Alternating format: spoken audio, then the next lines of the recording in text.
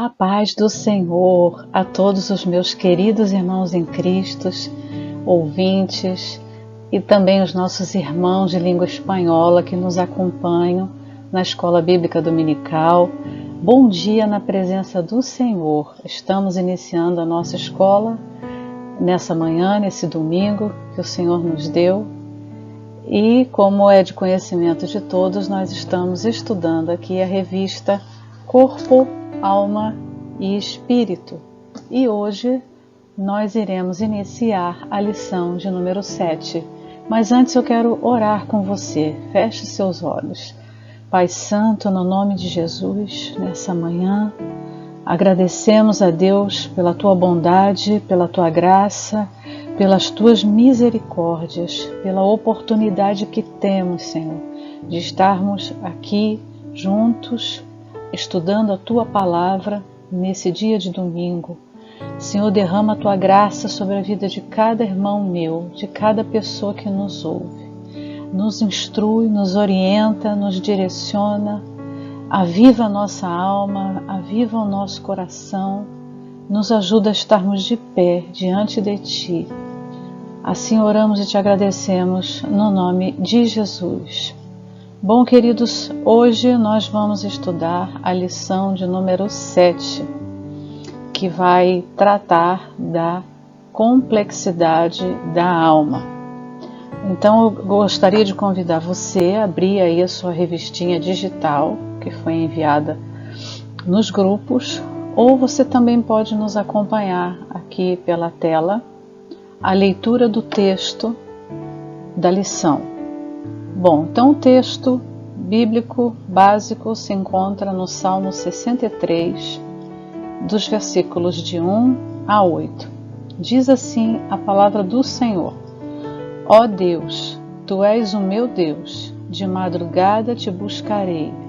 A minha alma tem sede de Ti, a minha carne Te deseja muito, em uma terra seca e cansada, onde não há água, para ver a Tua fortaleza e a Tua glória, como Te vi no santuário, porque a Tua benignidade é melhor do que a vida.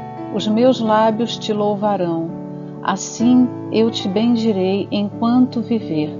Em Teu nome levantarei as minhas mãos. A minha alma se fartará como de tutano e de gordura, e a minha boca Te louvará com alegres lábios. Quando me lembrar de Ti na minha cama e meditar em Ti nas vigílias da noite, porque Tu tens sido o meu auxílio, jubiloso cantarei, refugiado à sombra das Tuas asas. A minha alma Te segue de perto, a Tua destra me sustenta. Bom, e o nosso texto bíblico, o nosso texto áureo, se encontra em Gênesis capítulo 2, versículo 7. E formou o Senhor Deus o homem do pó da terra, e soprou em suas narinas o fôlego de vida, e o homem foi feito alma vivente. Bom, queridos, em aulas passadas, nós já estudamos a respeito da formação do homem. O homem tem uma formação tridimensional, Ele é corpo, alma e espírito. Então nós já falamos, já estudamos a respeito do corpo, já estudamos alguma coisa a respeito do espírito, e hoje nós vamos falar um pouco sobre a alma, Então nós temos aí nessa lição 3 unidades: definição e origem e complexidade, atribuições da alma, a palavra de Deus e a alma. E hoje nós vamos estudar então esse tópico primeiro, a definição, a origem e a composição da alma. Eu peço a vocês que prestem atenção na aula até o final. É necessário que você, para entender esse assunto, estude todas as partes de uma aula, No caso aqui hoje nós vamos estar com a parte 1, e é necessário que você assista também a parte 2, para que entenda todo o contexto da lição. No final dessa lição nós vamos fazer um teste de atenção seletiva. Então eu vou pedir a você que no final dessa lição você faça o teste de atenção e deixe seus comentários e, se possível, a cidade de onde você está nos assistindo. E na próxima aula, então, esse teste de atenção que for feito hoje, ele vai ser comentado, ok? Então nós vamos começar a nossa aula de hoje. Então, queridos, de onde vem a alma? É importante nós estudarmos isso para que você tenha uma melhor compreensão a respeito da vida humana, sobre quem é o homem e saiba se posicionar corretamente diante de muitas questões que têm surgido ultimamente. É muito comum a gente ver nas redes sociais as pessoas se posicionarem em relação a determinadas questões com base naquilo que elas pensam e com base naquilo que elas acham. Mas para nós cristãos, nós temos que nos posicionar não conforme nós pensamos ou conforme a nossa opinião, mas nós temos que nos posicionar conforme as Escrituras dizem a respeito daquele assunto, né? Então, esse assunto ele não é, por exemplo, muito estudado, né? Essa natureza da alma. Mas quando ele é estudado, ele vai trazer uma luz para você, vai trazer uma luz esclarecedora na sua mente a respeito de quem é o homem, de quem é o ser humano, e aí você poderá, então, emitir sua opinião mais fundamentada. Bom, a nossa abordagem nessa aula, ela é basicamente teológica. Por que eu falo isso, né? Porque você vai ver muitas abordagens a respeito do que é a alma, com base na filosofia, com base na psicologia, né? Logicamente que a gente usa conhecimentos psicológicos para auxiliar, para ampliar a nossa compreensão, né? Mas o nosso enfoque aqui ele é bíblico, teológico, até porque todo saber humano, nós sabemos que não tem nenhuma proposta absoluta de verdade. Nenhum saber humano se faz inquestionável, né? Então, a nossa base de todo conhecimento, ele tem que estar na Bíblia, na palavra de Deus, né? As outras ciências, elas são auxiliares, elas ajudam a nossa compreensão ser ampliada acerca daquele assunto. Então, algumas perguntas, né, vão aqui nos direcionar a respeito desse estudo. Por exemplo, qual é a origem da alma, quem a criou, quais são suas propriedades e atribuições, qual o destino da alma, quais são as suas necessidades básicas, e uma pergunta muito importante, um embrião, ele é algo ou é alguém, né? Então, hoje nós vamos responder algumas dessas perguntas, e na próxima lição nós então vamos fechar a resposta para todas essas perguntas.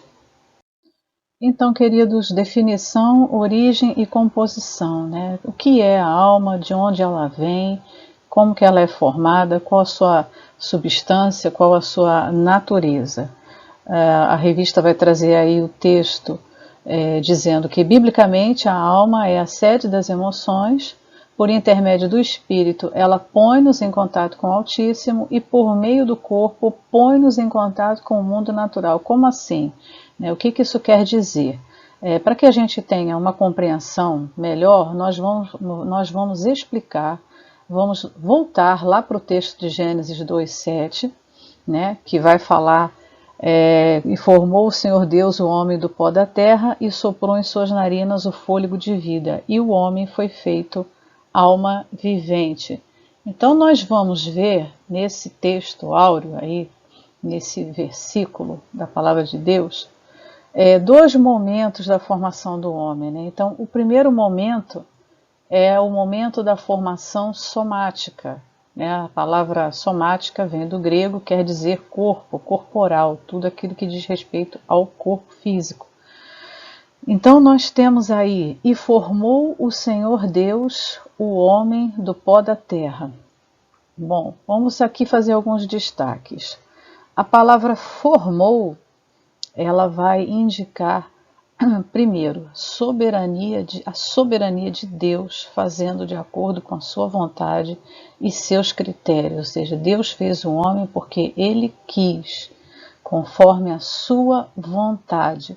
Essa mesma palavrinha, ela aparece lá no livro do profeta Jeremias, como a ação do oleiro que molda o vaso segundo os seus critérios. Então, ela também revela, ela traz essa questão da soberania de Deus, né? Quando Jeremias narra que o povo de Israel é como se fosse um vaso que Deus quebra e molda como Ele quer. É a mesma palavra. Então, essa palavra ela traz essa ideia da soberania de Deus, de fazer as coisas como Ele quer, né? E uma outra coisa interessante que essa palavra formou nos revela é a ideia de que nós somos uma obra primorosa, né? Lá em Efésios, Paulo vai dizer que nós somos feituras de Deus. Essa palavra feitura, ela vem exatamente aí dessa raiz do verbo formou, que quer dizer que Deus, ao formar-nos, né, ele agiu como se fosse, e ele é de fato um artífice, né, um especialista em fazer um poema. Então ela traz a ideia de uma obra primorosa, de uma obra grandiosa, de um poema, de uma manifestação de embelezamento, de riqueza de beleza, de detalhes, né? Então ela vai trazer a ideia do carinho, do cuidado de Deus quando Ele fez o homem, fez essa parte física também, o corpo do homem todo detalhado, né? A obra primorosa que é o nosso corpo. Então, essa palavra formou, ela vai trazer essa ideia de embelezamento, de obra primorosa, de trabalho bem feito, né? E um outro destaque que eu quero dar aqui é a expressão o Senhor Deus, que no original é Elohim, o Deus Criador, né? Elohim aí é o Deus no plural, o Rim significa aí o nosso S. Então, a palavra de Deus afirma categoricamente que o Deus Criador, a plenitude de Deus, a trindade de Deus, foi quem participou da criação do homem. E isso tem uma importância nós sabermos, porque lá na frente, quando a gente vai falar da imagem, o homem como sendo imagem de Deus, né? A gente vai ver a grandeza do que significa ser imagem de Deus. E aqui a gente vê que o homem não foi criado como as outras criaturas, né, que foram criadas pela palavra do poder, do haja, né? O Senhor Deus nos fez de uma forma grandiosa e houve a participação da Trindade. E a gente vê isso lá no início, quando o Senhor fala assim, façamos o homem a nossa imagem e semelhança. Então é importante a gente destacar isso aqui, essa participação grandiosa da Trindade na questão da criação do homem. E a expressão do pó da terra, né? É interessante que essa expressão do pó da terra vai nos identificar agora com o mundo material, ou seja, o homem foi criado, ele foi tirado da matéria que veio, que foi criada por Deus, né? A maneira como Deus juntou os aminoácidos, os sais minerais, as partículas, né, os elementos químicos para compor o homem é uma coisa inexplicável, porque está no nível do poder de Deus, né? Mas essa expressão do pó da terra, ela vai nos identificar com o mundo material, ou seja, o homem também é matéria. E isso é importante a gente falar porque muitos negam essa questão da importância da matéria, do mundo físico, né, do mundo criado. Existem aí algumas correntes, alguns pensamentos errados que negam o valor e a importância da matéria, né? E a matéria provém de Deus. Deus criou tudo com a palavra do seu poder. Deus trouxe à existência a matéria. Deus é o Senhor da matéria. Deus chamou a existência a partir do nada, toda a matéria que existe. Então, o mundo material, ele pertence a Deus, né? O mundo material, ele não é do diabo, ele é uma criação que vem de Deus. Obviamente que a criação sofreu, né, a ação do pecado, mas a palavra do Senhor diz que Deus há de restaurar todas as coisas, Ele há de restaurar céus e terra. Então Deus vai restaurar esse mundo material. Então é importante a gente saber que a matéria, ela provém de Deus. O físico, o mundo físico, provém de Deus, né? E a partir desse nosso corpo material é que nós nos identificamos com o mundo, é que nós podemos nos relacionar com o mundo e com as coisas criadas. Se não fosse essa parte da formação humana, nós não teríamos como dialogar com a criação, com as coisas criadas, com o mundo material, né? Nós não poderíamos estabelecer uma relação com a criação. E isso é importante a gente entender. Por quê? Porque enquanto nós estivermos aqui, nós devemos e somos obrigados a participar ativamente de todas as demandas do mundo material, de todas as questões do mundo material. Educação, governo, família, igreja, tudo que diz respeito ao mundo físico, nós temos que participar, nós temos que nos relacionar.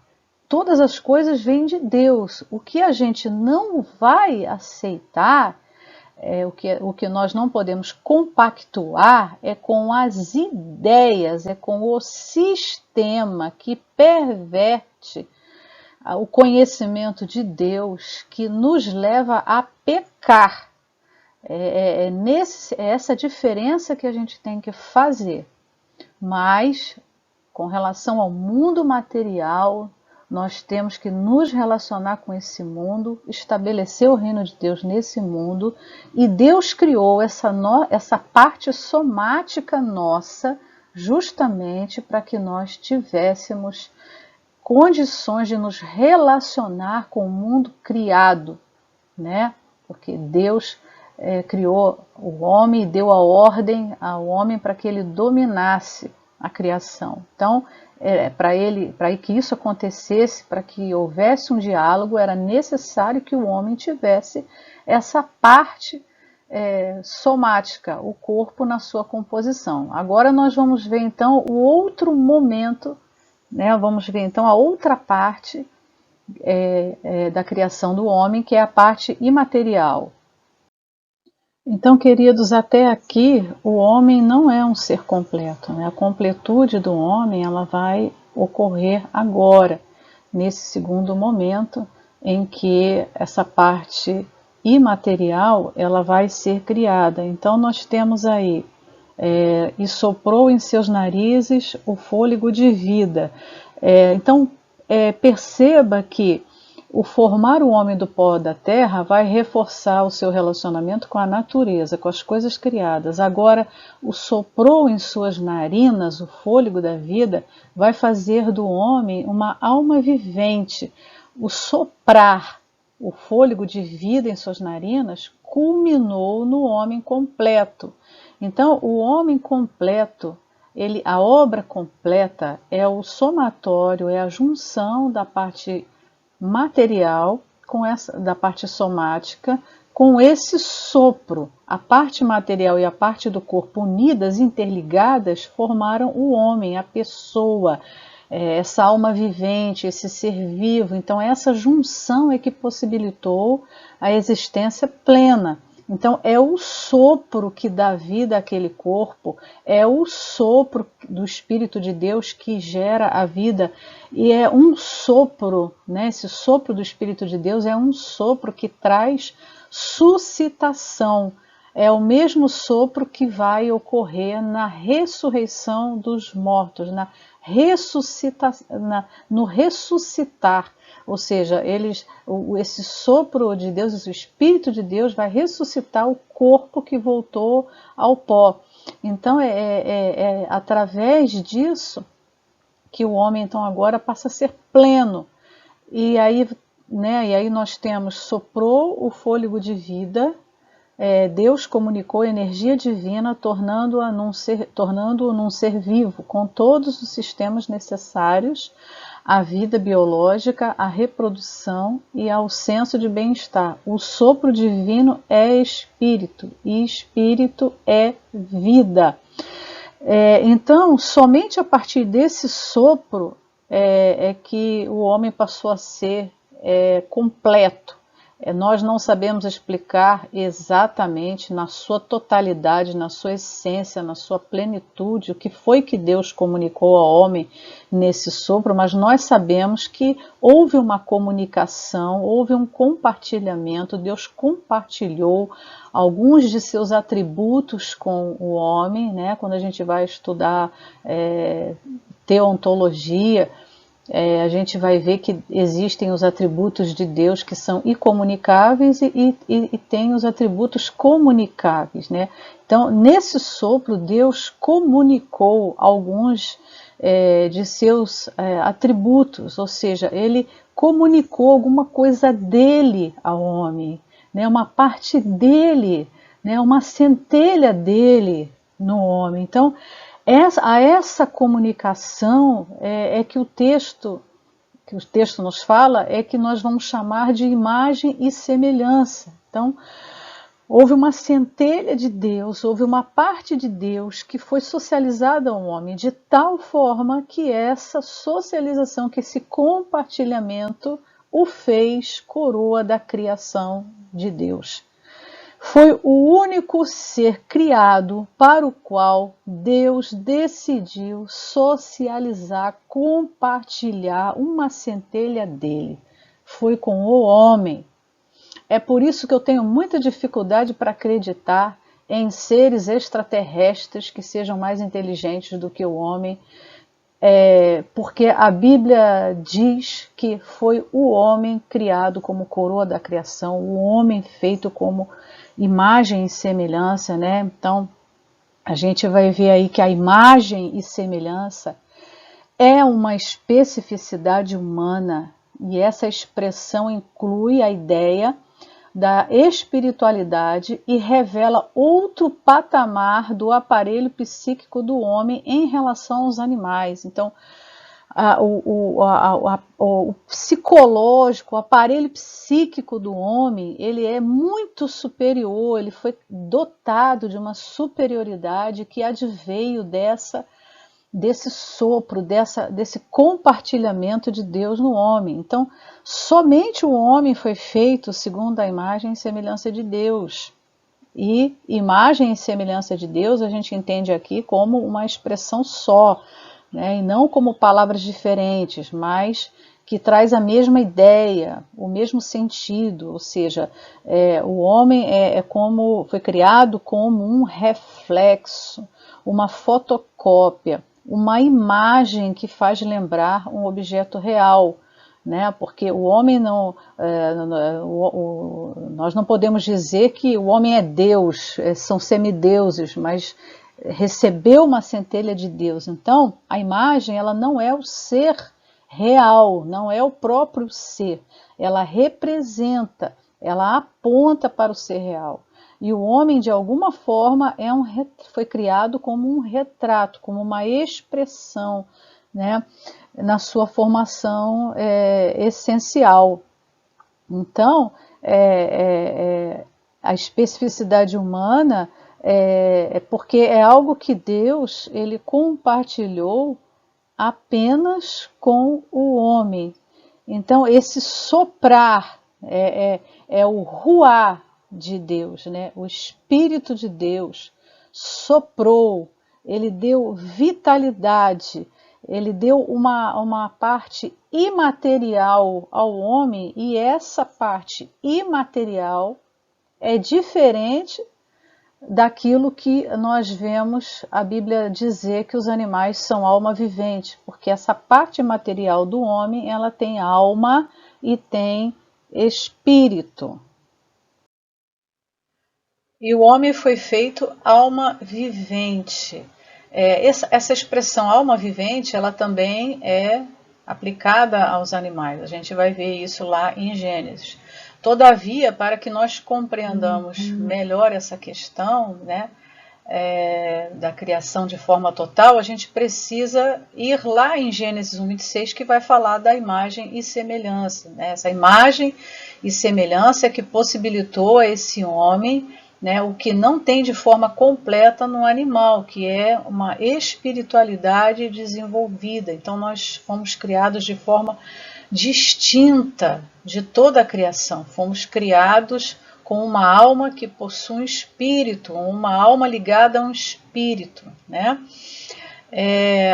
E nós temos que considerar também que hoje nós temos uma compreensão mais ampla em relação a essa imagem e semelhança, né? Moisés, ele não possuía essa compreensão quando ele escreveu o livro de Gênesis. Então ele usa uma linguagem simples, né, mas ele não tinha essa compreensão mais ampla do que é a parte material, porque a revelação de Deus é progressiva. Então, ao longo dos séculos, Deus foi trazendo luz à sua revelação, aos profetas, aos apóstolos. Com o passar do tempo, essa revelação foi sendo ampliada e nós fomos aumentando a nossa compreensão acerca das coisas de Deus, né? Então, essa compreensão sobre espírito e alma, ela fica mais clara nas páginas do Novo Testamento, né? Nós vamos ver isso no livro de Hebreus, e Paulo também vai falar a esse respeito. Então, queridos, a linguagem usada aqui, ela não é completa, porque esse assunto vai ser mais clareado no Novo Testamento. Então, o homem, ele é um ser físico, psicoespiritual, pois o sopro divino comunicou vida ao corpo formado, que resultou na alma vivente. Então, o homem é um ser biológico, é um ser psicológico e é um ser espiritual. Ele é um ser triuno, né? Mas é uma unidade também composta. Nós não temos como separar essas partes, né? Inclusive a separação da alma com o corpo ocorre na morte. Quando ocorre a morte é que há a separação da alma em relação ao corpo. Então nós não podemos separar esses elementos, essa composição, né? A gente estuda sim separadamente, mas na prática é impossível de se separar e é até perigoso, né? A gente às vezes vê por aí pessoas que ignoram, estudiosos, pensadores, que querem justificar o comportamento humano apenas a partir do biológico, né? Então, por exemplo, às vezes atribuem a um fator genético, a um fator biológico, um determinado comportamento desviado, um determinado comportamento mau, pecaminoso. E, na verdade, nós não podemos fazer isso, porque o homem, ele é um ser triuno, ele tem essa composição. Então, nós não podemos justificar um comportamento a partir apenas de um lado, né? Porque o pecado também afetou todas essas áreas. Então, esse fôlego de vida, ele nos identifica totalmente, então, com o mundo espiritual, assim como o corpo identifica o homem com o mundo material. Esse fôlego de vida nos vai dar capacidade para nós alcançarmos o mundo espiritual. Então, ao mesmo tempo que eu não posso negar minha vida biológica, o meu corpo e as questões que envolvem o meu corpo, eu também não posso negar que sou um ser psicológico, tem uma alma que precisa ser tratada também. Eu também tenho uma parte espiritual. Então, o homem é esse ser aí físico, psico, espiritual. Não se pode analisar o homem a partir de um único lado, de uma única vertente. Por quê? Porque ele é esse ser complexo. E essa sua complexidade é em função também, mais ainda, dessa parte imaterial. Então, queridos, se eu penso somente na minha matéria, né, eu não atento para as demandas espirituais. Eu estou negando a minha própria essência, porque eu também sou espiritual, eu tenho uma alma, eu tenho um espírito. Então, queridos, logo existem questões, necessidades que são físicas e necessidades que são espirituais, necessidades psicológicas, na realidade humana. Então, nós não podemos negar ou vilipendiar nenhuma delas, né? Nós temos uma alma, a nossa alma, ela se abate, ela clama por socorro, né? E a gente vai ver lá no Salmo 23, Davi falando, refrigera a minha alma, ou seja, o Senhor renova a alma, Ele revigora a nossa alma. Então, nós temos que considerar todas esses lados da nossa composição, né? Porque tudo isso aí é resultado do poder criativo de Deus, tanto o corpo, quanto a alma, quanto o espírito. Então, queridos, estes versículos que nós vimos, Gênesis 1, 26 e 2, 7, eles assinalam o ponto culminante de um trabalho bem feito, né?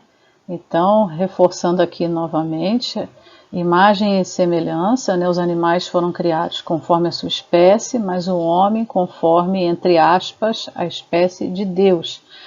Ou seja, Deus queria que o homem exercesse domínio sobre as coisas criadas. Para exercer domínio sobre as coisas criadas, era necessário o homem estar conectado com Deus, né? Exercer a vontade de Deus, dialogar com a natureza, com a criação, estabelecer uma comunicação com Deus e, através dessa comunicação com Deus, ele exercer a sua vontade no domínio, no controle, na administração da criação, né? Então, essa centelha espiritual que foi inserida no homem a partir do sopro divino é que o capacitou e o diferenciou da criação. E a partir da influência espiritual que esse homem passou a ter, né, ele desenvolve então essa relação de domínio, de administração. Então o propósito inicial do homem gerenciar a criação de Deus só poderia ser exercido com uma vida afinada ou alinhada com Deus, né? E isso começou a acontecer a partir do sopro, a partir do momento em que o sopro de vida, então, com essas características, é injetado nesse homem. O homem, então, possui uma imagem mental, moral e espiritual de Deus, pois compartilha de algo da natureza divina, né? Como nós já vimos. A alma, ela é vitalizada pelo espírito, que por sua vez vitaliza o corpo e o torna um ser vivente, que se comunica com o mundo a partir do corpo e se comunica com Deus a partir do espírito. Então, a alma, nesse caso, ela é conduzida ou dirigida a partir dessas duas forças, né? Quando a alma é conduzida pelo Espírito de Deus, ela age nesse mundo trazendo a ideia, a vontade, a moral, a mente de Deus. Mas quando essa relação que a alma possui com Deus é minimizada, né? Então o homem se descaracteriza desses atributos, né? Então, quando ele pensa somente nas coisas do aqui e agora, na parte material, ele vai se brutalizando, né? Ele vai perdendo a razão, vai perdendo consciência de certas coisas, né? Ele vai se tornando alienado. Não é à toa que Jesus usou a parábola do filho pródigo para descrever uma pessoa distante de Deus, né? Quando a gente vai lá ver a parábola do filho pródigo, nós vemos que o filho pede a sua herança e vai para uma terra longínqua, na qual ele não vai ter mais nenhuma ideia ou lembrança ou significado da casa do pai, né? Para quê? Para que a sua consciência fosse livre, liberta para fazer o que ele quisesse, fosse desenvolvida a partir de um mundo sem a presença do Pai. No caso aqui, num mundo sem a presença de Deus. Então, ele foi para bem longe, ou seja, então a parábola nos mostra a distância, o alijamento, a alienação em que uma pessoa fica a partir do momento em que ela está separada de Deus, né? E aí a pessoa começa a desenvolver uma animalidade sem culpa, uma pecaminosidade sem culpa, porque como ela está longe da moral, da mente de Deus, ela acaba desenvolvendo esse lado pecaminoso, acaba se brutalizando, se bestializando, fazendo coisas horrendas, coisas horríveis, né? Então, é por isso que nós dizemos que o homem é alienado. Então, ele precisa voltar para Deus para que ele tenha a sua imagem restaurada, porque quando ele está longe de Deus, essa imagem está desfigurada. E esse é o mais elevado conceito da redenção, ou seja, qual é o conceito da redenção? Quando o homem está perto de Deus, essa imagem é restaurada. Quando ele está longe, essa imagem é desfigurada. O homem vai se animalizando. Ele distante de Deus, a sua capacidade de reflexão, de pensamento é diluída. É impressionante, mas é assim que vai acontecendo, uma obscuridade de entendimento da pessoa. Então, a grande vitória nossa, a grande bênção da redenção é restaurar a nossa imagem e semelhança. E aí agora um fato muito importante, não a partir de Adão, mas a partir de Jesus. Porque a nossa vida hoje, a vida humana, sem Deus, ela está vinculada a Adão, à pecaminosidade de Adão, né? Mas a própria Bíblia diz que Adão gerou filhos e filhas conforme a sua imagem e semelhança. E agora Cristo, em Cristo, nós não vamos retornar para essa imagem de Adão, mas sim para a imagem de Cristo. Então, quando nós aceitamos a Cristo, aceitamos o sacrifício da cruz, o Senhor vai trabalhando em nós, vai trabalhando dia a dia, de glória em glória na nossa vida, nossa imagem vai sendo restaurada, não a um nível antes de Adão, mas sim em Cristo, agora em Cristo, ou seja, sermos semelhantes a Cristo. Então, essa é a grande vitória, né? Esse processo de redenção, ele não vai mais nos vincular a Adão, mas sim a Jesus. Tanto que a Bíblia vai dizer assim, como ele é, o veremos e seremos semelhantes a ele, ou seja, semelhantes a Jesus. É uma restauração plena dessa imagem e semelhança que nós, então, somos capacitados a ter, né? Então, o resultado dessa imagem de semelhança, na vontade de Deus quando criou, quando soprou no homem, era fazer com que o homem pudesse dominar tudo que se move na terra, frutificar, multiplicar, encher, cuidar e lavrar, ou seja, dar nomes aos bois. E para isso era necessário que o homem tivesse uma conexão com Deus e ouvisse a voz de Deus através, então, dessa parte imaterial. Então, queridos, nós vimos, então, a origem da alma, né? Agora nós vamos ver o que é a alma, o que constitui ela, suas funções, atribuições. É lógico que nós vamos encontrar na Bíblia a palavra alma dando outros significados, né?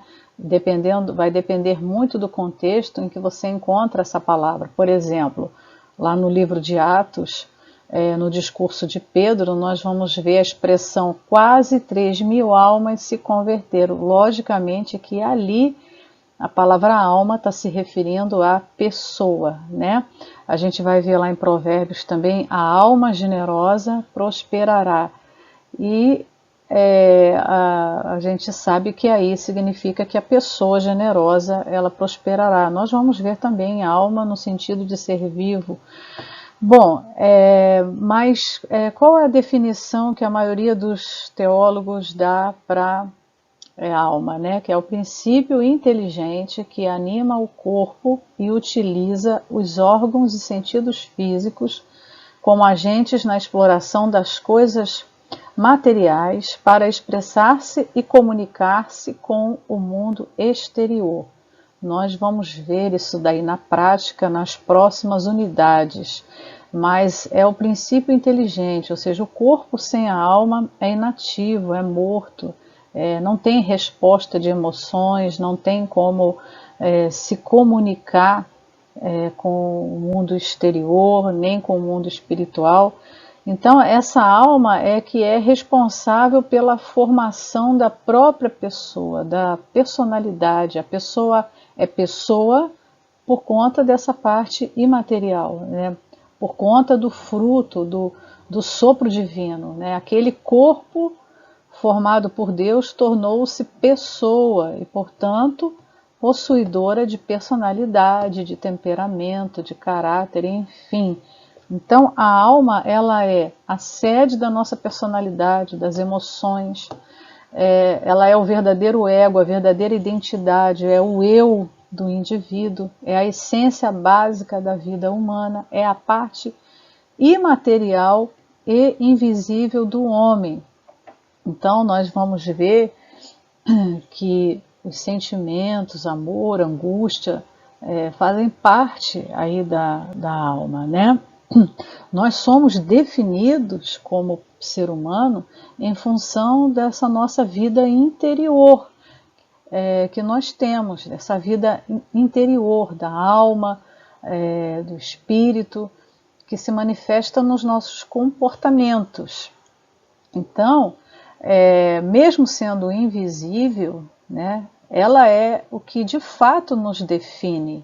E só quem enxerga esse nosso interior de fato somos nós mesmos, não completamente, né, mas principalmente Deus, que não vê a aparência, né? A palavra de Deus diz que Ele olha o nosso interior, Ele olha o nosso verdadeiro ego, né? Ele olha, o Deus conhece a nossa verdadeira essência, a essência da vida humana, né?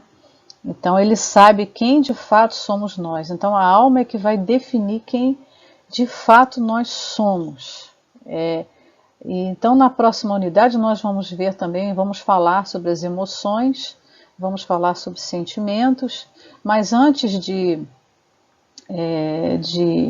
nós partirmos então para essa parte mais prática, nós vamos ver aqui ainda algumas correntes de pensamento que vão tentar explicar como que a alma surge a partir dos próximos seres humanos, né? Porque Adão nós sabemos que Deus soprou nele, mas e os seres humanos que vão nascendo a partir daí? Como é que essa alma é formada? Então a gente vai ver aí essas teorias. Então, queridos, nós vamos ver aqui as teorias sobre a origem da alma, mas de forma bem resumida, pois nós já vimos isso lá na lição 2. Então, sabemos que a primeira alma veio a existir como resultado de Deus ter soprado no homem o sopro de vida. Mas como chegaram a existir as almas nos demais seres humanos desde esse tempo? Então, nós vamos ter aí 3 correntes principais, as mais conhecidas. E a primeira delas é o pré-existencialismo, que declara que as almas dos homens já existiam em um estado anterior, mas enquanto punição é aprisionada no corpo. A morte é a liberação da prisão. Bom, o pré-existencialismo, vamos dizer assim, é um conceito grego, né, de que a alma é eterna, e esse conceito não se aplica ao cristianismo. Lá na Grécia Antiga se dizia que a alma existe desde a eternidade e é como se houvesse um depósito de almas, né? O mundo das almas. Então, por algum motivo qualquer, um problema, essa alma ela tem que encarnar e esse corpo para ela é como se fosse um sepultamento, uma prisão, né? Ela está presa neste mundo corrupto e quando ela morre é a libertação. Então é um conceito que nós vamos ver aí, que não tem base bíblica nenhuma, ela tem base na filosofia pagã e ela se conflita com vários ensinos bíblicos, ela é totalmente herética, então está totalmente fora da realidade bíblica.